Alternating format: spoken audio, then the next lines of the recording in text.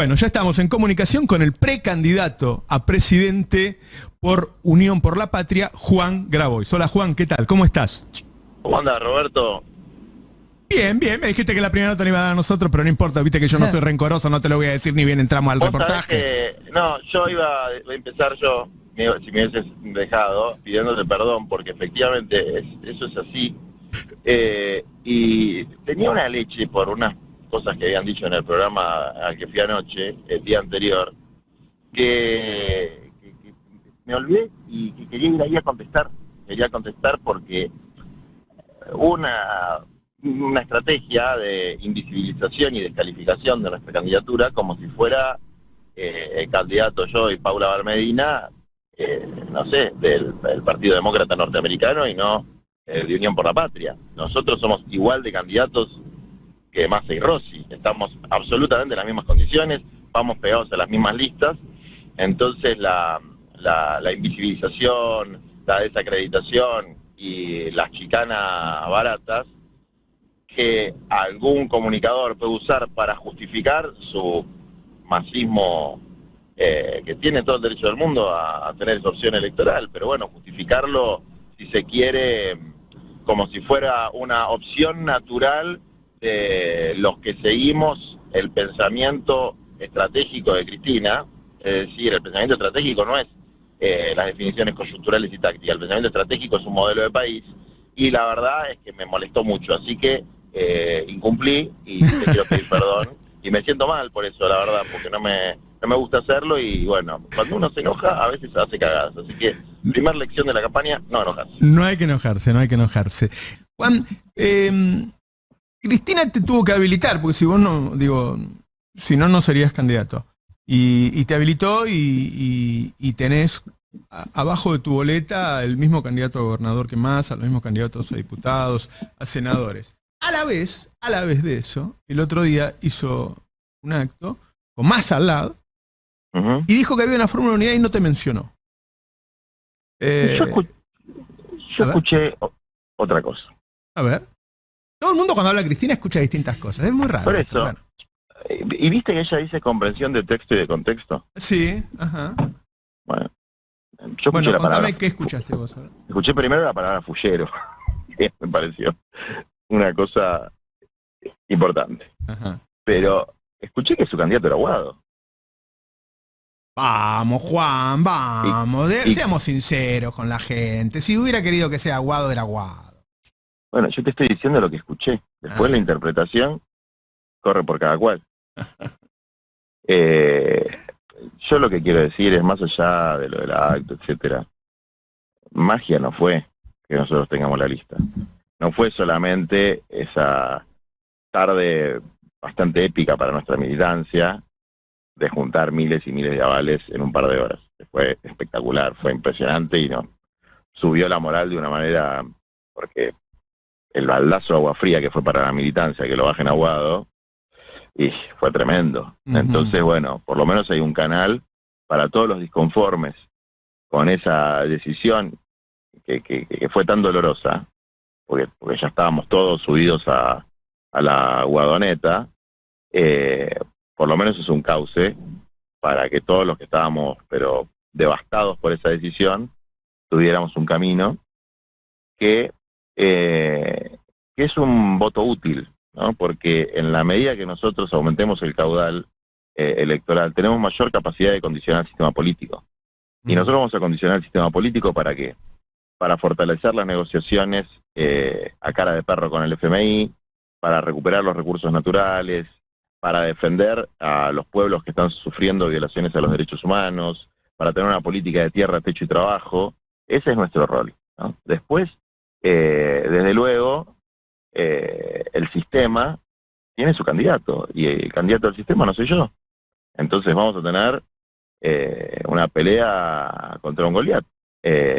Y que además, esa es nuestra pelea en el frente interno. Tenemos el frente externo, que es el más importante. Hay una contradicción principal y una contradicción secundaria. Lamentablemente, cronológicamente, nos toca enfrentar la contradicción secundaria al principio, porque primero tenemos la primaria, la interna, digamos, la PASO, pero la contradicción principal está en el proyecto inhumano de Larreta, de Bullrich. O sea, de Milei, para vos Larreta es de distinto Sper, a Massa. que, Para vos Larreta es distinto a Massa. mira, más allá de sus características personales, para mí hay una cuestión muy clara que lograron los mercados y el sistema, que es garantizarse que el 70% del voto en la Argentina esté concentrado en candidatos que defienden fundamentalmente los privilegios de las minorías y de los, entre comillas, mercados, que no son los mercados, porque los mercados también son la salada. El mercado es el mercadito de la esquina de mi casa. Pero bueno, lo que llaman los mercados, que en realidad es el capital financiero. Entonces, por eso vuelan las acciones, porque el establishment logró concentrar la oferta electoral en candidatos que garantizan sus intereses. ¿Cuál es la diferencia? La diferencia es el contexto. Por eso es el texto y el contexto. No es lo mismo el contexto de Unión por la Patria que el contexto de Juntos por el Cambio. En Unión por la Patria, sea quien sea el candidato, tiene límites, tiene limitaciones. No puede avanzar, por ejemplo, con una política represiva. Porque no, en el contexto de Unión por la Patria eso no se puede hacer. No puede avanzar con un discurso represivo. En el contexto de Juntos por el Cambio están compitiendo para ver quién es más represor. Por eso lo ves a Larreta, que tenía una posición de centro democrático, corriéndose a una posición de centro autoritario. Comprendo. Comprendo. Entonces, hay un contexto. Y, bueno, ahí estamos.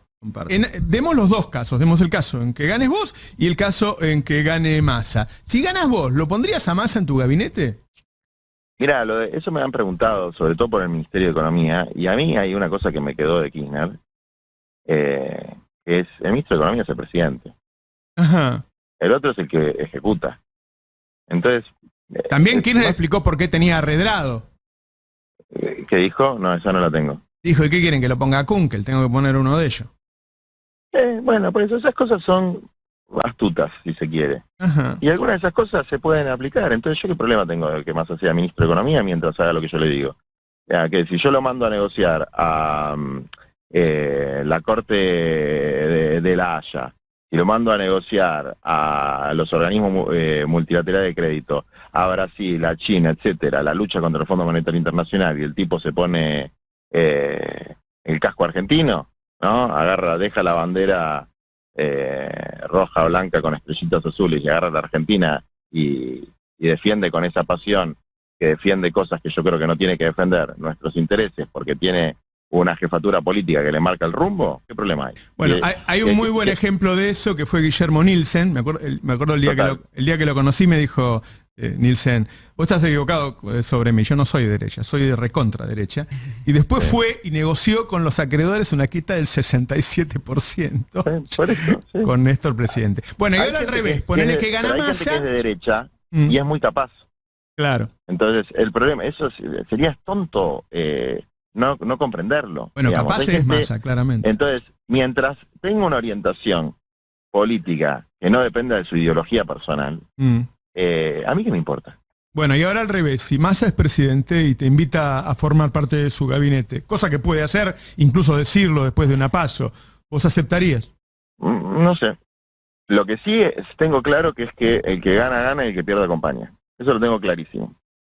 Pero no sé, no lo sé. En principio hoy te diría que no, pero tampoco fui de parte del gabinete de Alberto, ¿eh? Es decir, porque yo tengo un proyecto distinto, yo encarno un proyecto distinto. Entonces, para mí, si no hay confrontación con los sectores económicos concentrados y con los organismos multilaterales de crédito, no hay liberación de la patria. Entonces, nuestro proyecto es un proyecto de liberación y es un proyecto revolucionario en términos de reformas sociales. Nosotros planteamos la reforma agraria, la reforma urbana y la economía plural. Eso es un cambio de fondo en la orientación estratégica de un país. Nuestro espacio se llama Patria Grande porque la unidad latinoamericana es nuestro imperativo geopolítico. Entonces, no voy a compartir la orientación general de un gobierno de Massa. Sí voy a compartir la delimitación que nuestra coalición representa en relación al fascismo, en relación a la derecha deshumanizante, en relación a la represión como mecanismo de resolución de la conflictividad social, es decir, como un espacio de garantías democráticas básicas al que por lo menos voy a tratar de impregnar un programa de justicia social, condicionando de alguna manera, porque yo sé que los que me votan a mí no van a votar si no hay un cambio, por lo menos en las prioridades del gobierno futuro. Eventualmente, si llega a pasar la excepcionalidad muy improbable de que me gane, cosa que no va a suceder porque le voy a ganar yo, para que tenga, mi hijo me pregunta quién, para que tenga un contenido popular. No sé si me expliqué bien o me mezclé. No, dijiste que el que gana, gana y el que pierde acompaña, y que lo que harías en ese caso es tratar de imponer parte de tus ideas y dijiste el porqué también, o sea, acompañás porque le pones un límite claro, de un lado el fascismo y del otro lado el acuerdo democrático que significa Massa con Cristina y... Exactamente, bueno, ese es el punto. Entonces, yo estoy convencido de que mientras mayor caudal electoral tenga la fórmula Grabois a Valmedina, y algo con los hijos de la generación diezmada tiene que ver, ¿no? O sea, no sé, fíjate, si alguien conoce un poco la historia del peronismo, y tiene un poquito más que ver que Sergio Massa, bueno, mientras más caudal electoral tengamos, más parecido va a ser el futuro gobierno a un gobierno nacional, popular, de orientación peronista, con un nivel de latinoamericanismo y nacionalismo económico, de justicia social, redistribución de la riqueza. Mientras más caudal electoral tengamos, me refiero a si ganamos, claro, que es lo que va a pasar, y si no ganamos, para poder condicionar la orientación general del gobierno. Juan, muchas gracias y mucha suerte. Gracias. Y te pido disculpas de nuevo por no haber era podido un chiste, por favor. cumplir, no, porque no, es verdad, no tendría que haberlo hecho, y me ganó un poco no es la calentura, es cierto sentido de la injusticia, ¿no? De ver que, qué sé yo, de repente, viste la frase, hay más papistas que el Papa, bueno, hay más masistas que Massa, brotan mágicamente. Entonces, está bien, yo lo acepto, eso son las reglas del juego. Lo que no acepto es que para jugar esa carta descalifiquen una opción válida que fue aprobada, no te voy a decir ni Cristina ni ningún nombre, fue aprobada por la Junta Electoral de Unión por la Patria. Entonces nosotros, vos podés decir, bueno, hay unidad, sí, está bien, en algún sentido hay unidad, pero acá tenemos paso. No se puede invisibilizar que tenemos paso, es un dato de la realidad. Entonces, en las PASO, nosotros somos tan parte de Unión por la Patria como Massa, como la fórmula de Massa. Nada más, eso. A ver, ahí entremos por el tema en el que hiciste el video. ¿Qué diferencia pensás que puede haber respecto a los recursos naturales estratégicos en una propuesta tuya o en una propuesta de Massa? Bueno, hay una diferencia sideral, porque lo primero que vamos a hacer después del acuerdo con el Fondo Monetario Internacional es la nacionalización. Ahora te voy a explicar qué quiere decir para mí la nacionalización. La nacionalización de todos los recursos estratégicos, empezando por el litio y las tierras raras. No hay que perder de vista las tierras raras, que son más importantes que el litio. Los combustibles en toda su diversidad, porque hay distintos tipos de combustibles. La riqueza ictícola, que en este momento está siendo devastada por flotas pesqueras que vienen sobre todo del este, digamos, porque nosotros somos la cantera de las multinacionales de Occidente para que nos afanen el oro, el litio y las tierras raras, y somos la pecera de las flotas chinas para que nos afanen los camarones, los peces, etcétera. Entonces, bueno, dejar de que se vaya toda la riqueza de nuestra patria implica un proceso de nacionalización que algunos dirán es castrochavista y yo les responderé es noruego. Pero te diría más moderado que el noruego, porque el modelo que nosotros planteamos es el modelo YPF, que es la propiedad tiene que ser 51% pública, el 49% puede estar en manos de accionistas privados, la gestión tiene que ser profesional, pero la orientación y la rentabilidad tiene que dar fundamentalmente en manos del pueblo. No puede ser, insisto, la cantera que se explota de una manera además salvaje, contaminante, contra los intereses de las comunidades locales, como vemos en Jujuy, y que solamente se sostiene con represión de esas mismas comunidades. ¿Y vos Bueno, pensás no que creo más... no creo que más haga eso. ¿No? No. Me Ok. parece que es más parecido a lo que pasa en Jujuy, Ajá. el modelo de Massa, que es todo está encerrado en la frase de Cristina de hace 2 o 3 años, cuando dijo, crecimiento va a haber, el problema es que se lo lleven 4 vivos. Ujú. La Argentina siempre tiene ciclos de crecimiento, porque Dios nos dio, la naturaleza nos dio, San Martín y Bolívar nos dieron, Artigas nos dio, un país inmensamente rico. Entonces, siempre va a haber ciclos de repunte. Efectivamente, como dicen los liberales, a principios de siglo teníamos un país con un PBI que estaba entre los mayores del mundo. El problema era la tremenda desigualdad que había. Uno puede en Qatar, en Arabia Saudita, y hay riquezas incalculables. Los ciudadanos son todos ricos. El problema es que el 80% de la gente que vive no son ciudadanos. Como el modelo catarí, que tanto le gusta a Mauricio Macri, es un modelo de segregación, donde hay una minoría encapsulada que tiene todos los papeles y tiene toda la plata, y una mayoría que funciona prácticamente como desterrados en su propio país. Eso es lo que sucede en Argentina. Hay desterrados en nuestro propio país. Y para eso hay que recuperar los recursos estratégicos. Un modelo exitoso en la Argentina es el de YPF. Ujú. Y yo creo que los fondos de la renta que se obtiene, es decir, de la ganancia que se obtiene anualmente por la explotación sustentable de los recursos y de los bienes comunes, el fondo tiene que estar destinado fundamentalmente a la educación, que es el tema número 1 de la Argentina. Entonces nosotros planteamos el fondo del litio para la educación. Toda la rentabilidad del litio, toda directo a la educación. Ok, te voy planteando algunas cuestiones de la vida cotidiana de la gente. No sé, el problema de los alquileres, por ejemplo, ¿lo has pensado? Sí, hay varias cuestiones ahí. Hay una que es de manual, y de nuevo, siempre hago referencia a la experiencia de ciudades de las que ellos se creen parte de esa cultura cosmopolita, pero la verdad que no ven lo que hacen los gobiernos, digamos, que es, tiene que haber un precio establecido cada determinada cantidad de tiempo, como los salarios, por metro cuadrado por zona. No puede haber una desregulación absoluta de los precios, porque eso genera una especulación inmobiliaria tremenda, sumado a las viviendas ociosas. O sea, hay 2 medidas fundamentales. La primera es la más obvia, la más que debería ser indiscutible, es la propiedad ociosa, la vivienda ociosa, tiene que pagar un impuesto especial. Eso desincentiva la especulación en términos de tengo un departamentito que hoy vale, no sé, 60.000, 70.000 dólares, entonces no lo pongo en alquiler porque calculo que va a valer 10.000 dólares más en 2 años.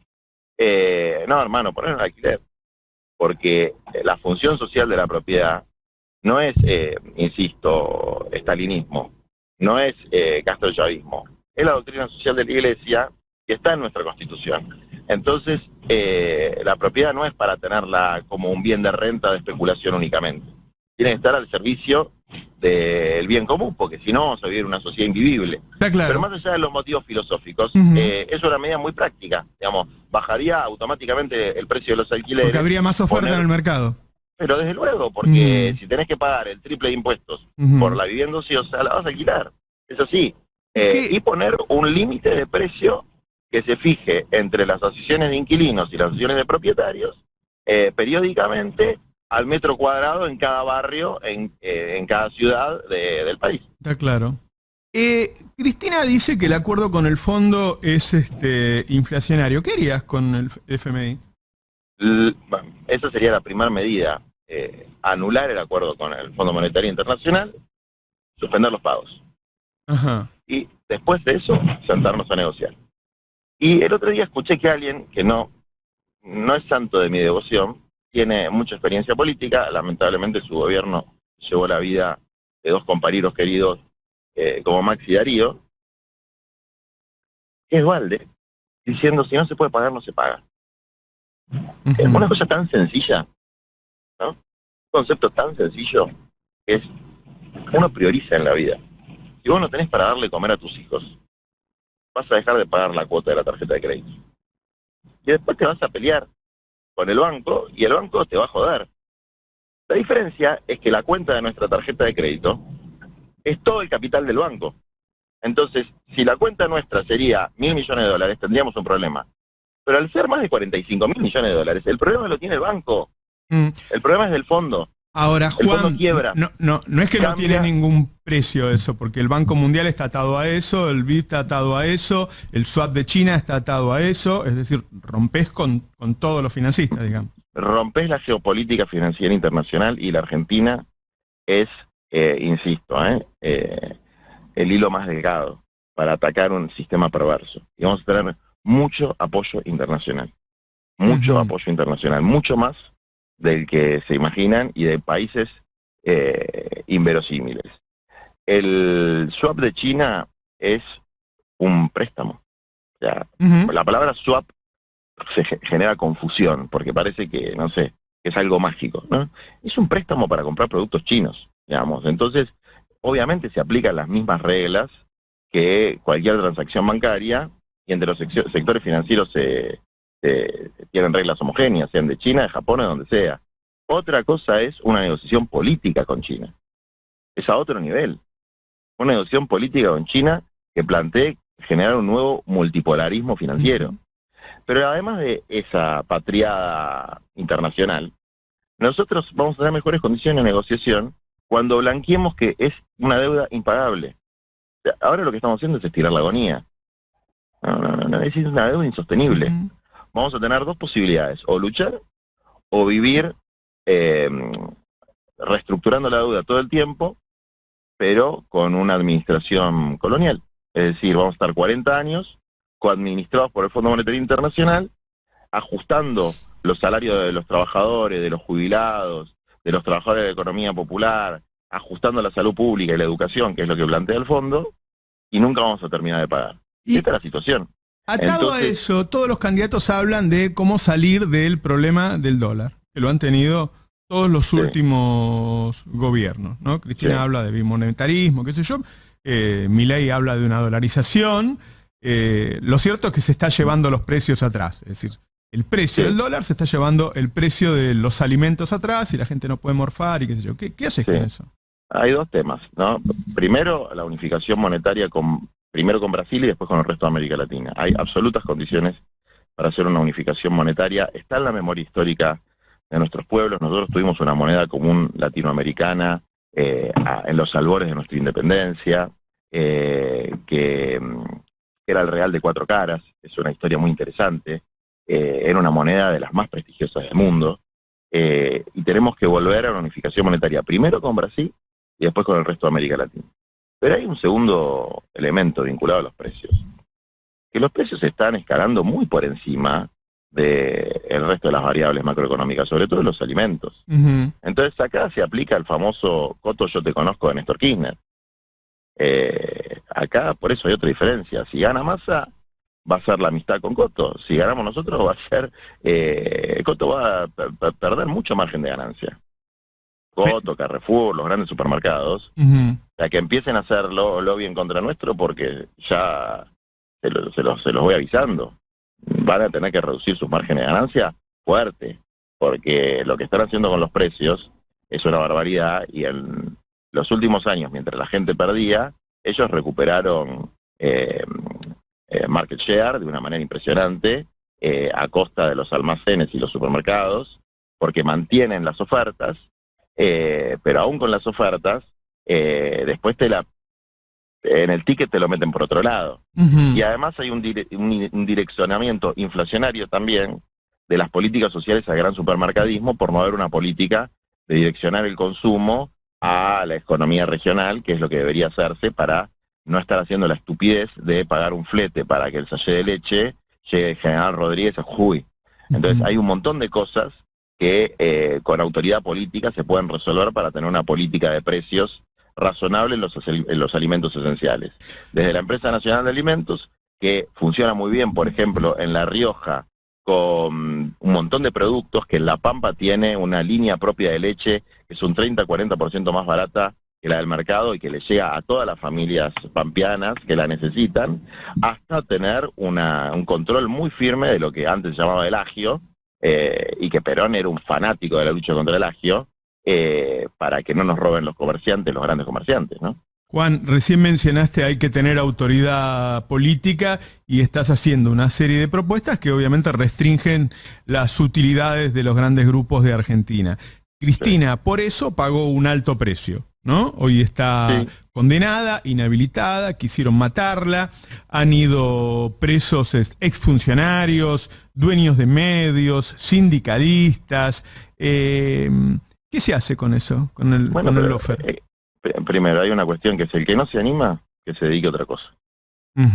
La lucha por el cambio social no es para cobardes, no es para pusilánimes, sino es una administración de la realidad. Y la realidad que tenemos en la Argentina no es la de Suecia, porque administrar de la realidad en países con índices de desarrollo humano razonables, bueno, vaya y pase, pero administración de la realidad en un país donde hay que hacer una revolución para que todo cambie, ¿eso qué quiere decir? Hay que dar vuelta a la tortilla, digamos, ¿no? No puede ser que el 1% se lleve todo y el 99% en sus distintas variantes, pero sobre todo el 40% de abajo, sufra todas las penurias. Entonces, hay que tener coraje y después hay que limpiar el Poder Judicial de esta mafia corrupta e inoperante. Fíjate una cosa muy graciosa que pasó. El día que se oficializa mi candidatura, la Corte Suprema, no una Cámara, la Corte Suprema, con la firma de los 4 delincuentes que la integran, saca un fallo, escucha esto, saca un fallo imponiéndome una multa por no cumplir con el debido decoro como abogado en un juicio que hubo contra un dirigente social que se llama Lito Borello, que yo era su abogado. Y yo, ¿cuál era no cumplir con el decoro? Pues, venían 3 jueces del lawfare y los señoritos pretendían que yo me pague. Y yo no me iba a parar, de ninguna manera. Y les dije en la cara todo lo que les tenía que decir, porque eso era una pantomima de juicio en un momento donde estaban buscando cualquier dirigente como trofeo de guerra. Entonces, después te voy a mandar el video del alegato que yo hice. Entonces me ponen una multa ridícula, inconstitucional, violatoria del derecho de defensa, del derecho de expresión, y la Corte el día que se oficializa lo saca de nuevo para que salgan los titulares, fallo de la Corte adverso a Juan Grabois, como si hubiese tenido alguna causa penal propia, ¿no? Cuando en realidad yo estaba defendiendo a otro compañero que tampoco había hecho nada malo y finalmente logré el sobreseimiento de ese compañero. Y hoy, en realidad ayer, nos enteramos de que a partir de un pedido nuestro, que somos querella en la causa de Revolución Federal, no de la Fiscalía, que son unos chantas que no laburan, se pudo secuestrar la 9 milímetros que un personaje de Revolución Federal llamado Dali Revolución la había ofrecido para el atentado contra Cristina. Es decir, por un lado tenemos jueces que intervienen en la política de manera absolutamente evidente, entonces como no pueden suspender las PASO al candidato que menos le gusta, le inventan un fallo el día que le oficializan las listas, para que la noticia no sea la oficialización de listas, sino el fallo adverso, y por otro lado tenemos jueces y fiscales absolutamente inoperantes que investigan mal. Entonces, en 9 meses no pudieron identificar a una persona que figuraba ofreciendo un arma y no pudieron secuestrar el arma, y nosotros en una semana de investigación entre 5 o 6 pibes, encontramos quién era la persona, dónde vivía, cuáles eran sus conexiones empresarias, dónde estaba el arma, y así se logró el secuestro del arma. Entonces, el Poder Judicial es un gran problema, digamos, ¿no? Entonces, desde la historia inmemorial de la humanidad, si los jueces no son justos, no hay sociedad posible. Entonces, es una prioridad, te diría, del primer orden, limpiar esa mafia. Me están comentando que están allanando en este momento la casa de Milagro Sala, no sé si vos sabías. No, me acabo de enterar, una barbaridad. Lo que sí te puedo decir es que lo que está pasando en Jujuy es, sin lugar a duda, un estado de sitio permanente. Anteayer secuestraron a 3 personas que habían denunciado violaciones sobre derechos humanos en nuestra misión, que fueron nuestros abogados de nuestro espacio a recabar denuncias, porque los abogados de ahí no dan abasto. Una chica de 17 años, un chico de 18 y una bailarina muy conocida en la zona, una folclorista que se llama Müller de apellido. A los 3 los secuestraron, los golpearon, los torturaron, a la chica le vendaron los ojos. Es decir, situaciones muy, muy graves. Y lo que me estás contando, evidentemente, forma parte de un proceso de intimidación. Yo te puedo decir por qué lo están haciendo. Porque quieren tapar con el nombre de Milagro, a la que se dedicaron a estigmatizar durante años y años, y que el gobierno no cumplió su promesa de liberarla, quieren ponerla a ella en la tapa de los diarios para no mostrar la tremenda pueblada que hay en Jujuy, el tremendo proceso de resistencia que hay en Jujuy, y la tremenda represión que existe contra ese proceso de resistencia, que aplica técnicas propias de grupos de tarea de la dictadura. Todavía, gracias a Dios, no lamentamos muertos, pero sí personas mutiladas, personas que han perdido un ojo, desapariciones forzadas, torturas y todo tipo de violaciones a los derechos humanos que no la plantea, insisto, Juancito, la plantea la Comisión Interamericana de Derechos Humanos, Human Rights Watch, que es un organismo muy vinculado al Departamento de Estado norteamericano, son imposibles de tapar. Juan, por ejemplo, ¿qué haría yo con eso? La provincia de Jujuy estaría intervenida. ¿Estás el apoyo del Congreso para intervenirla?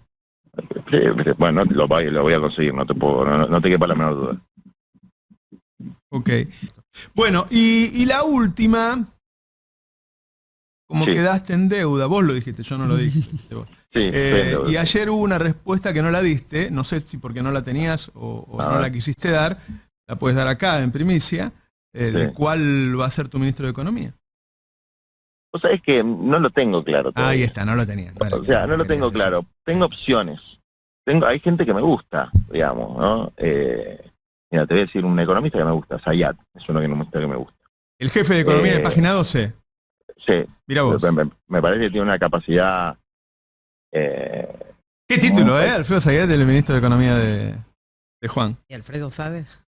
No lo sabe. No, ¿viste? se está enterando ahora.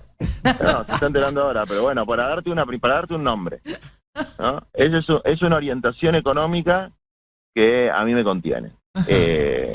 Aunque tenemos diferencias, por ejemplo, él dice que no es momento para avanzar con una unificación monetaria con Brasil, y yo creo que es el mejor momento de la historia reciente para avanzar en una unificación monetaria con Brasil. ¿Lo estuvieron charlando? Sería automáticamente nuestra moneda, digamos.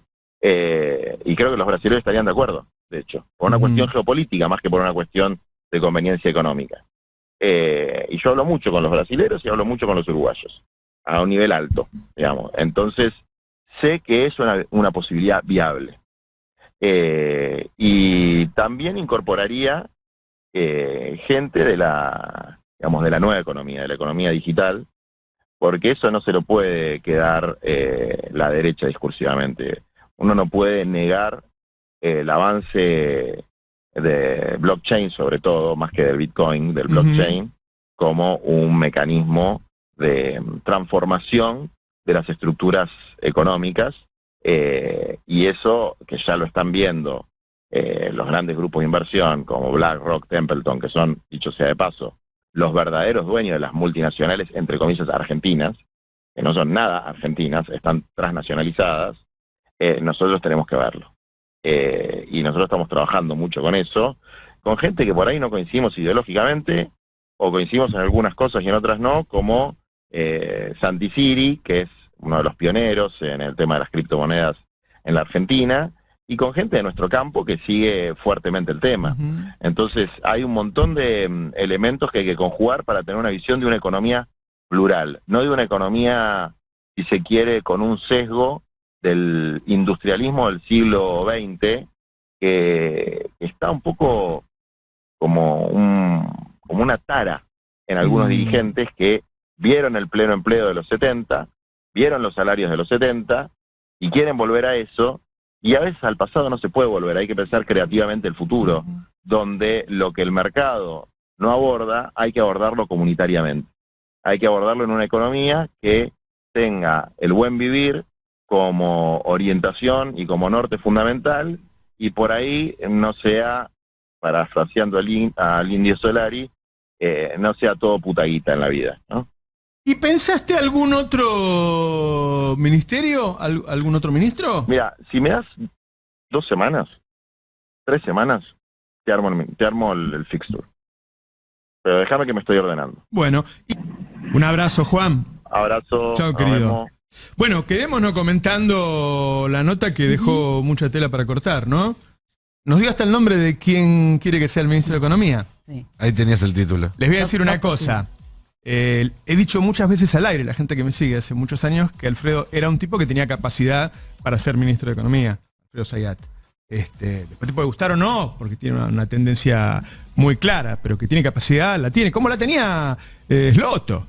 ¿No? Son tipos que saben mucho, realmente, que saben mucho. ¿Qué vieron? ¿Qué viste, Nico? Bueno, vi a alguien muy convencido de lo que está haciendo, para empezar. Que no es poco. Y que claramente entiende que Cristina viene usando bastante una palabra últimamente, que es representación. Bueno, Grabois tiene una representación. Y ocupar ese lugar de representación es su rol en este momento. Y él parece estar entendiéndolo. Todo su discurso gira en torno a eso.